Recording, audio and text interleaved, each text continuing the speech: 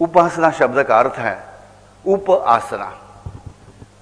आसन यानी बैठने की जगह, उप यानी नजदीक। उपासना शब्द का अर्थ है भगवान के नजदीक बैठना। हम सिर्फ किसी मंत्र कहने को, मंत्र पठन करने को, नाम जो स्मरण करने को उपासना करते हैं, ऐसी बात नहीं है। उपासना मतलब है भगवान के नजदीक बैठना, यानी भगवान के गुणों के नजदीक बैठना। मेरे मन को भगवान के नजदीक बिठाने की कोशिश करना, कम से कम मेरी बुद्धि पूरी तरह से भगवान के शरण में लगाना। अनन्यश्चिन्तयतो माम, अनन्य चिंतयतो।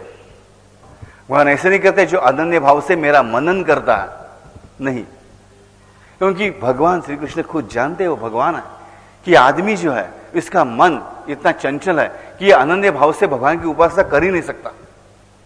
तो इसलिए कहा अनन्य चिंतयतो माम।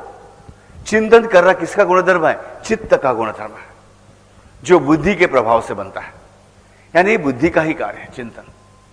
मनन मन का कार्य है, तो चिंतन बुद्धि का कार्य है। तो भगवान ने क्या कहा है? मन की बात भी नहीं कही है, भगवान ने कहा है अनन्यश्चिन्तयतो माम। हमें पूरी बुद्धि से तो कम भगवान का चिंतन करना चाहिए, और वो भी कैसे? अनन्य, न अन्य। अनन्य, दूसरा कोई नहीं है, भगवान ये एक ही मेरा सब कुछ है। इसी भाव से जो चिंतन करता है, और पर्युपासते, पर्युपासना, सिर्फ उपासना नहीं, बुद्धि को भगवान के पास से बिठाना नहीं, तो पर्युपासना।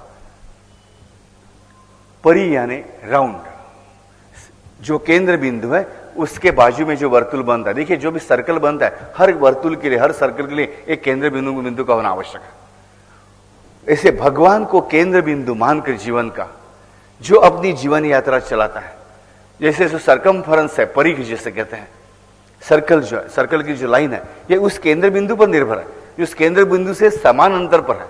देखिए सर्कल की महत्ता क्या है? उसका कौन सा भी बिंदु लीजिए, जो कौन सा भी बिंदु लीजिए, वो केंद्र बिंदु से समान डिस्टेंस पर है, जिसे हम त्रिज्या रेडियस कहते हैं।